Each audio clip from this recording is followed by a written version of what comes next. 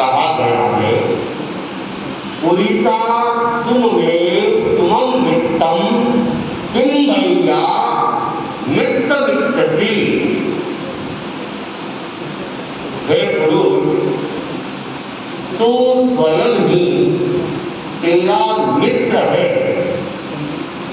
फिर बाहर के मित्र की इच्छा क्यों कर रहा है? भगवान महावीर ने आत्मा को संबोधित किया और कहा कि हमारी अपनी आत्मा ही हमारी मित्र है, बाहर कोई हमारा मित्र नहीं है। हमारी आत्मा अनंत शक्ति का पुंज है, अनंत सुख इसके अंदर भरा हुआ है, लेकिन फिर भी आत्मा या व्यक्ति बाहर की ओर भटक रहा है, बाहर सहारे को ढूंढ रहा है। वह कभी परिवार में अपने सहारा ढूंढता है, कभी धन में अपना सहारा ढूंढता है, कभी पद प्रतिष्ठा के अंदर अपना सहारा ढूंढता है, लेकिन ये सहारे स्थायी नहीं है। ये सहारे स्वार्थवश जुड़े हुए हैं। जब तक स्वार्थ है कोई सहारा बन जाए, और स्वार्थ होगा तो कोई किसी का नहीं। इसलिए भगवान महावीर अपनी अंतिम देशना के अंदर प्रतिबोधित करते हुए कहते हैं, अप्पा कट्टा विकट्टाय दुहानिये स्वानिये अप्पा नित्यम नित्यम च दुपट्ठिये सुपट्ठियो। हम अनेक बार और जब वंदना करते हैं, इस दुख को याद करते हैं, इस दुख को बोलते हैं कि आत्मा ही कर्मों की करता है, आत्मा ही कर्मों को भोगने वाली भी है। दुख और सुख की कर्ता हमारी अपनी आत्मा है। हमारी आत्मा ही सुख का सर्जन कर रही है, तो हमारी आत्मा दुख का भी सर्जन कर रही है। प्रश्न खड़ा होता है कि जो आत्मा सुख का सर्जन कर सकती है, वह भला दुख का सर्जन क्यों करती है?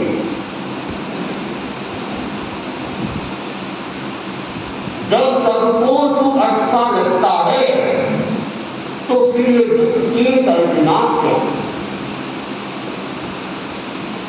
और जिस आत्मा से सुख मिल सकता है, वही आत्मा दुख को प्राप्त करना क्यों चाहती है? चाहता तो कोई नहीं है, लेकिन व्यक्ति की अपनी प्रवृत्ति गलत दिशा में गई हुई प्रवृत्ति, उस प्रवृत्ति में लगी हुई आत्मा अपने लिए दुख का अर्जन कर ले। और जो आत्मा सुप्रवृत्ति में लगी हुई है, अच्छी प्रवृत्ति के अंदर लगी हुई है, धर्म क्रिया में लगी हुई है, मन वचन और काया की जिसकी प्रवृत्ति सबके प्रति शुभ है, वह आत्मा अपने लिए सुख का अर्जन कर लेगा। और हमारी चिंतन की धारा, हमारा चिंतन, हमारे विचार किसी दूसरे के प्रति भी बुरे हैं, ईर्ष्या के हैं, हानि पहुंचाने के हैं, सामने वाले का तो कुछ होगा नहीं होगा, पर हमारे चिंतन से हम अपने लिए अशुभ कर्मों का उपार्जन करते हैं और इसी अशुभ प्रवृत्ति में लगी हुई आत्मा हमारे लिए शत्रु का काम करती है। इसलिए हम किसी के बारे में भी बुरा नहीं सोचते, बुरा सोचने के आदत भी होते और गांधी जी के 3 मंत्रों को या तो याद कर ले, न बुरा देखे, न बुरा सुने और न बुरा बोले, क्योंकि बुरा देखना, बुरा सुनना, बुरा बोलना, इसमें जो आत्मा लगी हुई है, भगवान कहते हैं दुष्प्रवृत्ति, दुष्प्रवृत्त आत्मा है और दुष्प्रवृत्त आत्मा कर्म बंधन का, अशुभ कर्म बंधन का कारण बन जाती है। इसलिए हम एकता अहिये सत्तु इस सूत्र को विस्तृत करें, इस क्रिया को विस्तृत करें, क्योंकि जो आत्मा अविदित है, असंयम में लगी हुई है, वह दुख का कारण बनती है। लेकिन मनुष्य मात्र की प्रवृत्ति है कि वो अशुभ में एकाग्र हो जाता है और शुभ क्रिया जो होती है उससे वो दूर भागने की कोशिश करता है। जो अच्छा काम है, जो आत्मा को सुख पहुंचाने वाला है, उसी से हम दूर भागे और जिसके कारण से हमें दुख मिलता है हम उसमें लग जाते हैं। आदमी सिनेमा घर में जाता है, 3 घंटा वो वहां बैठ जाता है, वह अपने मन को एकाग्र कर लेता है, उसका मन कहीं बाहर नहीं जाता है, बड़ा स्थिरता के साथ वो 3 घंटे आराम से पिक्चर देख लेता है। 5 घंटे का क्रिकेट मैच आ रहा है और आराम से बैठ के तल्लीनता के साथ, पूर्ण एकाग्रता के साथ वो क्रिकेट मैच को देख लेता है। लेकिन अगर वो प्रवचन में आ जाए और 3 घंटा तो क्या 1.5 घंटे का समय भी हो, तब भी उसका मन न जाने कहां कहां भटकता रहता है। 1.5 घंटा ही वो प्रवचन के अंदर स्थिर और 1.5 घंटा ही नहीं, 48 मिनट की वह सामायिक भी करता है, उसमें भी पूर्ण तल्लीन नहीं होता है, एकाग्र नहीं होता। जबकि प्रवचन सुनना, सामायिक करना, जब तक करना, ये भगवान की भाषा में सुप्रतिष्ठित है, सुप्रतिष्ठित आत्मा है और जो सुख का सर्जन करने वाली है, दुख को काटने वाली है। लेकिन फिर भी क्या है, हम उसमें लीन नहीं होते हैं। जब लीन नहीं होते हैं और जहाँ लीन नहीं होना है वहाँ होते हैं, तो हम खुद ही हमारे शत्रु बनते जा रहे हैं। लोग कहावत है कि अपने पैरों पे कुल्हाड़ी ना, अपने ही पैरों के ऊपर कुल्हाड़ी डालना या अपने पैरों को खुद कुल्हाड़ी से काटना। आप सब जानते जानते हैं कि कोई व्यक्ति अपने पैरों से कुल्हाड़ी से अपने पैरों को काटता है, महामूर्ख है, महामूर्ख है। क्या कहते हैं? महामूर्ख।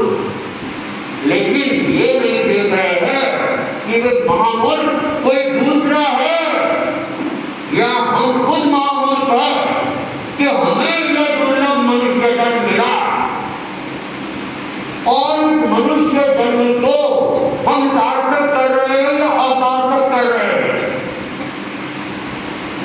कहा गया कि मनुष्य जन्म वर्तमान के अंदर हमें जो प्राप्त है बहुत लंबा नहीं है। भगवान विष्णु को जो मिला था वो तो फिर भी बहुत लंबा था, बहुत लंबा था। लेकिन हम लोगों को जो मनुष्य जन्म मिला लगभग 100 वर्ष हम मानते हैं। 100 वर्ष भी पूरे तो किसी किसी के आते हैं और 200 वर्ष मिला है उसमें कुछ समय तो हम बचपन में अक्षम ही है, कुछ कर नहीं पाते हैं और कुछ समय बुढ़ापे का है, बहुत ही हमारा अक्षम ही है।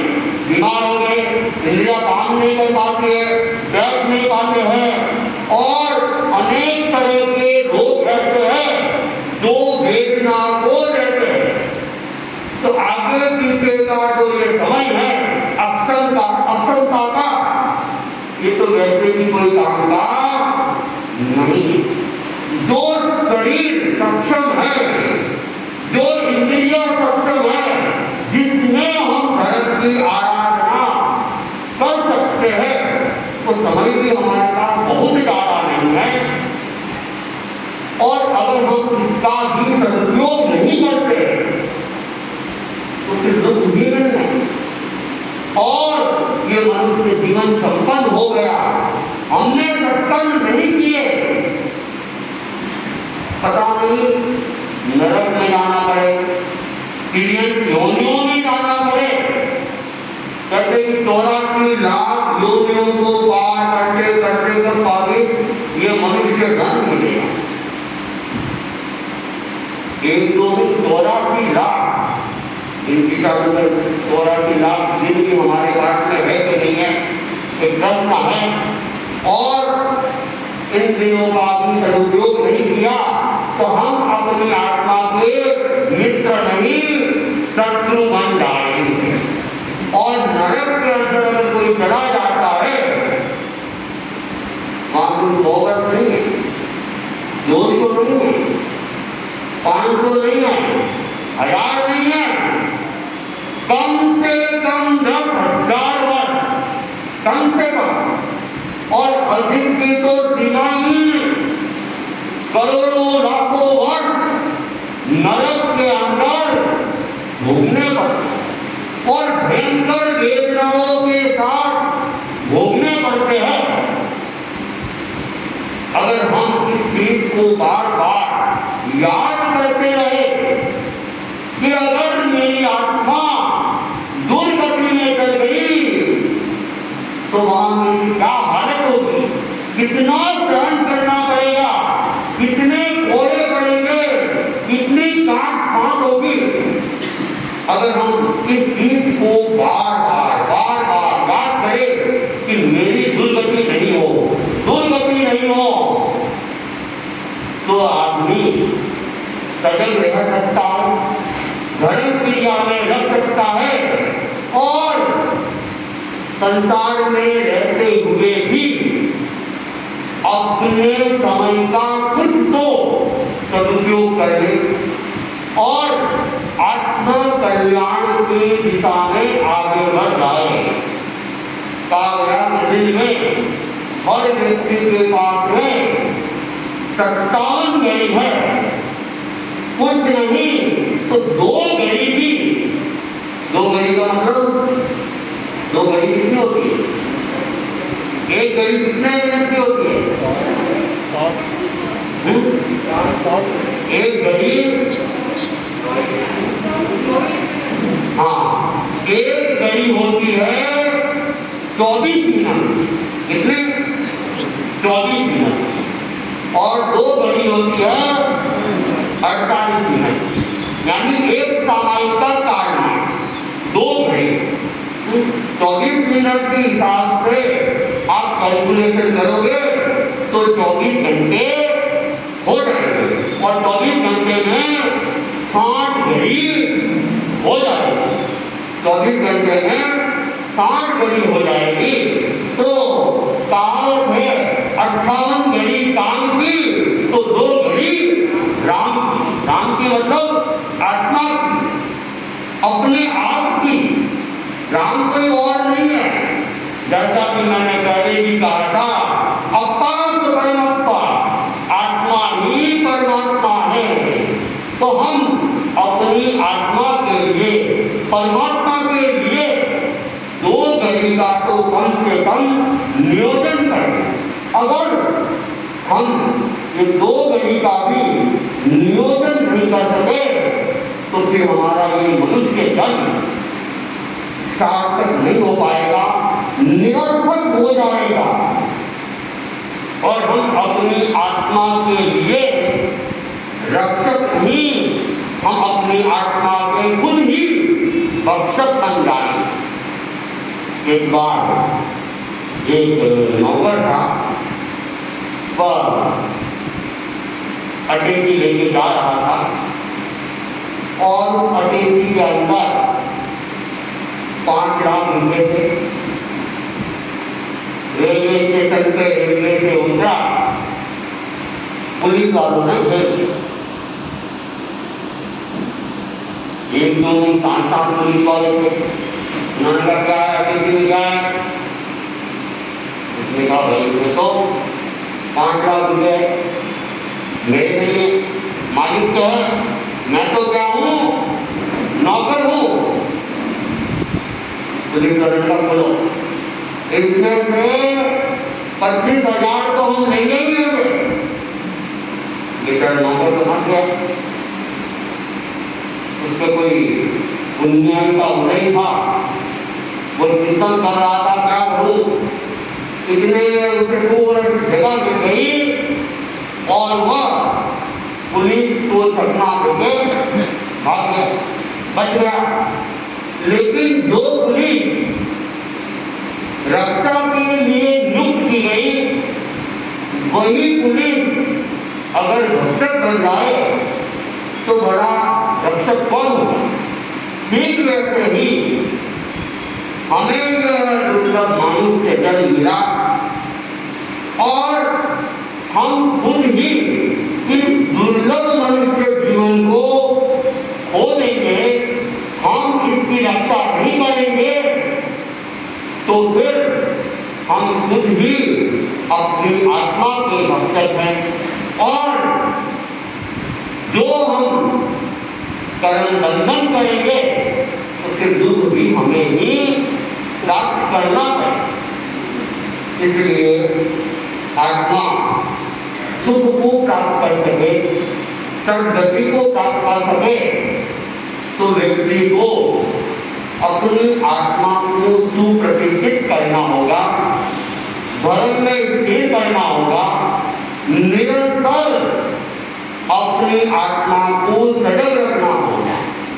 हम लोग देखते हैं अनेक बहनें आती है और वे कहते महाराज घर में रहते हैं,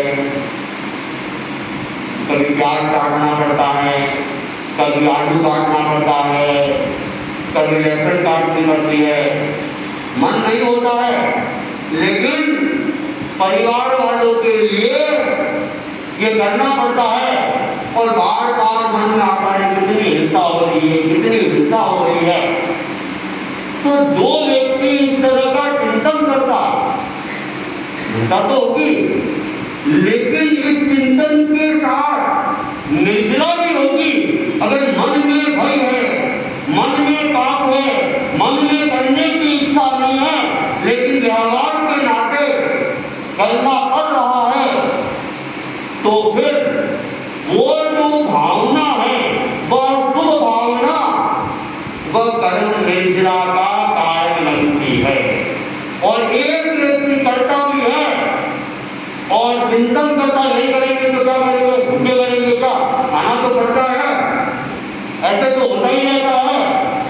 इस तरह का जो चिंतन करता है वह डबल हिंसा करता है।